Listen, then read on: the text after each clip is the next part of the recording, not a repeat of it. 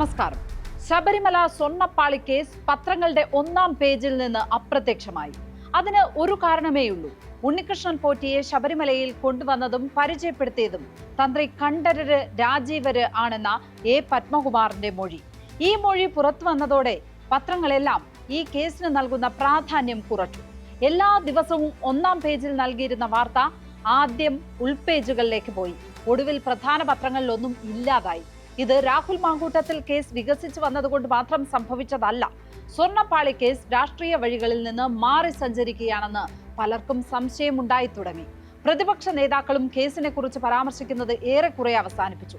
സ്വർണ്ണപ്പാളി case അട്ടിമറിക്കാനാണ് Rahul Mamkootathil case കൊണ്ടുവന്നത് എന്ന് പറയുന്നതൊഴിച്ചാൽ UDF നേതാക്കൾ ആരും കേസിന്റെ മറ്റു വിവരങ്ങളിലേക്ക് പോകുന്നില്ല. BJP നേതാക്കളും കേസ് ഏത് വഴിക്കാണ് പോകുന്നത് എന്ന് തിരിച്ചറിഞ്ഞ് മൗനത്തിലേക്ക് നീങ്ങുകയാണ്. ഇതുവരെ അയ്യപ്പന്റെ പൊന്ന് കട്ടു എന്ന് പറഞ്ഞിരുന്നവർ എ പത്മകുമാർ പറഞ്ഞ ഭാഷ ഉപയോഗിക്കാൻ തുടങ്ങി. കാണാതായെന്ന് പറയുന്നത് 49 പവൻ മാത്രമല്ലേ എന്ന നിലയിലായി. അതിനുവേണ്ടി ഇത്ര വലിയ സംഘം ഒത്തുചേരുമോ എന്ന് ചോദിക്കാൻ തുടങ്ങി. 1 ഗ്രാം ആണെങ്കിലും ശബരിമലയിലെ സ്വർണം പ്രധാനപ്പെട്ടതാണ്. അത് ആർക്കെങ്കിലും ചുരണ്ടിയെടുക്കാൻ അവസരം നൽകിയിട്ടുണ്ടെങ്കിൽ അന്വേഷിച്ച് കണ്ടെത്തുക തന്നെ വേണം. സ്വർണം കൊണ്ടുപോയവരും പങ്കുപറ്റിയവരുമെല്ലാം വെളിച്ചത്ത് വരികയും വേണം. ഹൈക്കോടതി നേരിട്ടിടപെട്ട് നടത്തുന്ന അന്വേഷണമാണ്. അതിലൂടെ യഥാർത്ഥ വസ്തുത പുറത്തു വരട്ടെ. സ്പോട്ട്ലൈറ്റ് ആരംഭിക്കുന്നു. സ്വർണ്ണപ്പാളി കേസ് പോകുന്ന വഴികൾ.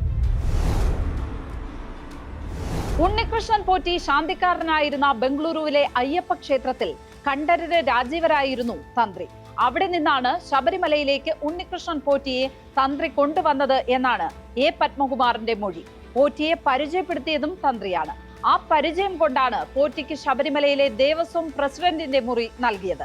ഇവിടെ ഇരുന്നാണ് പോറ്റി ക്ഷേത്രത്തിലെ വഴിപാടുകളിൽ വരെ ഇടപെട്ടത്. തന്ത്രിയുടെ അടുത്തയാൾ എന്ന നിലയിലാണ് ജീവനക്കാരെ സ്വാധീനിച്ചത്. ദേവസ്വം ബോർഡ് പ്രസിഡന്റിന്റെ മുറിയിലിരുന്ന് നിർദ്ദേശം നൽകുന്നയാൾ എന്ന നിലയിൽ പോറ്റിക്ക് അങ്ങനെയും സ്വാധീനമുണ്ടായി. തന്ത്രിയുടെയും ദേവസ്വം ബോർഡ് പ്രസിഡന്റിന്റെയും ആൾ എന്നായിരുന്നു മറ്റുള്ളവരുടെ ഇടയിൽ ഉണ്ടാക്കിയെടുത്ത വിലാസം. വിദഗ്ധമായ കൊള്ളയ്ക്ക് ഉണ്ണികൃഷ്ണൻ പോറ്റി അങ്ങനെ വഴിയൊരുക്കുകയായിരുന്നു. പോറ്റിയുമായി N വാസുവോ എ പത്മകുമാറോ സാമ്പത്തിക ഇടപാടുകൾ നടത്തിയിട്ടുണ്ടോ എന്നാണ് ഇനി വ്യക്തമാകാനുള്ളത്. പോറ്റി കിട്ടിയ പണം മറ്റാർക്കെങ്കിലും പങ്കുവച്ചോ എന്നതും നിർണായകമാണ്. സ്വർണ്ണപ്പാളികളെ ചെമ്പുപാളികൾ എന്ന് എ പത്മകുമാർ തിരുത്തി എഴുതാനുണ്ടായ സാഹചര്യം എന്താണെന്നും വ്യക്തമാകേണ്ടതുണ്ട്. ചെമ്പുപാളികൾക്ക് മുകളിൽ സ്വർണം പൊതിഞ്ഞിരിക്കുകയായിരുന്നുവെന്ന് അന്ന് ക്ഷേത്രവുമായി ബന്ധപ്പെട്ട എല്ലാവർക്കും അറിവുള്ളതാണ്. വാതിലുകളുടെ കേസിലാണ് തന്ത്രി ഇടപെട്ടതിനുള്ള രേഖകൾ പുറത്തു വന്നത്. വാതിലുകളുടെ അടിഭാഗം ജീർണിച്ചുവെന്നും അത് മാറ്റണമെന്നും തന്ത്രി കത്ത് നൽകി. വാതിൽ മാറ്റിവെച്ചപ്പോൾ പിന്നീട് കട്ടിളപ്പടികൾക്ക് തിളക്കം പോരെന്ന് ചിലർ പറഞ്ഞതോടെ അത് മാറ്റാനും അനുമതി നൽകി. ഇവയൊക്കെ മാറ്റാൻ കൊണ്ടുപോയപ്പോഴാണ് സ്വർണം നഷ്ടപ്പെട്ടതും പുറത്തു പൂജകൾ നടത്തി പണമുണ്ടാക്കിയതും. ഉണ്ണികൃഷ്ണൻ പോറ്റി, മുൻ അഡ്മിനിസ്ട്രേറ്റീവ് ഓഫീസർ മുരാരി ബാബു, മുൻ executive officer D Sudheesh Kumar, മുൻ കമ്മീഷണർ KS ബൈജു, മുൻ പ്രസിഡന്റും മുൻ ദേവസ്വം കമ്മീഷണറുമായ N വാസു, മുൻ പ്രസിഡന്റ് എ പത്മകുമാർ എന്നിവരാണ് കേസിൽ ഇതുവരെ അറസ്റ്റിലായത്.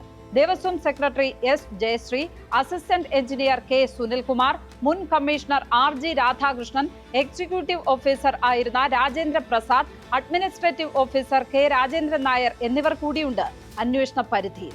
ചട്ടപ്രകാരമുള്ള നടപടികൾ സ്വീകരിക്കുന്നതിൽ വീഴ്ച വരുത്തിയതിനാണ് ഉദ്യോഗസ്ഥർ ഇപ്പോൾ പ്രതിസ്ഥാനത്തുള്ളത്. ഇവർക്ക് സാമ്പത്തികമായി എന്തെങ്കിലും നേട്ടമുണ്ടായോ എന്ന് ഇനിയും വ്യക്തമായിട്ടില്ല. പാളി നൽകിയപ്പോൾ ചെമ്പ് എന്നും പിച്ചള എന്നും എഴുതി. തിരികെ കൊണ്ടുവന്നപ്പോൾ തൂക്കമെടുത്തില്ല തുടങ്ങിയവയാണ് ഉദ്യോഗസ്ഥർക്കെതിരെയുള്ള കുറ്റങ്ങൾ. ഇത് ഉണ്ണികൃഷ്ണൻ പോറ്റിയുമായി ഗൂഢാലോചന നടത്തി ചെയ്തതാണോ എന്ന് ഇനിയും വ്യക്തമാകേണ്ടതുണ്ട്. ഉദ്യോഗസ്ഥർക്കുണ്ടായ വീഴ്ചയാണ് സ്വർണ്ണക്കൊള്ളയ്ക്ക് സാഹചര്യം ഒരുക്കിയത്.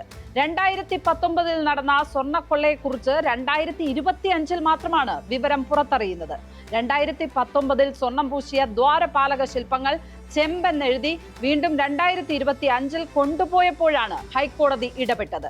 ഹൈക്കോടതി നിരീക്ഷകനെ അറിയിക്കാതെ ഇങ്ങനെ കൊണ്ടുപോയത് റിപ്പോർട്ട് ചെയ്തപ്പോഴാണ് ദുരൂഹതകൾ ഒന്നൊന്നായി പുറത്തു വന്നത്.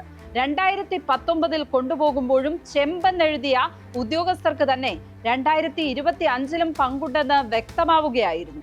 1998 തന്നെ സ്വർണം പൊതിഞ്ഞ പാളികളാണ് ഇങ്ങനെ 2 തവണ ചെമ്പെന്നെഴുതി കൊണ്ടുപോകാൻ നീക്കം നടത്തിയത്. ശബരിമലയിൽ ശരിക്കും നഷ്ടപ്പെട്ടത് എത്ര സ്വർണമാണ്? എ പത്മകുമാർ പറയുന്നതനുസരിച്ച് 49 പവൻ സ്വർണമാണ്. എന്നാൽ ശരിക്കുള്ള കണക്ക് ഇതിൽ നിന്നെല്ലാം ഭിന്നമാണ്. 2019 ജൂലൈ 19 ശബരിമലയിലെ ദ്വാരപാലക ശില്പങ്ങളിലെ സ്വർണപ്പാളികൾ അഴിച്ചെടുത്തത്. അഴിച്ചെടുക്കുമ്പോൾ അവയ്ക്കുണ്ടായിരുന്ന തൂക്കം 42 കിലോ 800 ഗ്രാം ആയിരുന്നു. ജൂലൈ 20 ഇവ ഉണ്ണികൃഷ്ണൻ പോറ്റിക്ക് കൈമാറി. കൈമാറുമ്പോഴും ചെമ്പുപാളികൾ എന്നാണ് രേഖപ്പെടുത്തിയത്. ഈ സ്വർണപ്പാളികൾ കൈമാറിയത് ജൂലൈ 20 ചെന്നൈയിലെ സ്മാർട്ട് ക്രിയേഷൻസിൽ ഇവ അറ്റകുറ്റപ്പണിക്കായി എത്തിയത് 39 ദിവസം കഴിഞ്ഞ് 2019 ഓഗസ്റ്റ് 29 മാത്രമാണ്. ഇവിടെയാണ് സമ്പൂർണമായ ദുരൂഹത കിടക്കുന്നത്.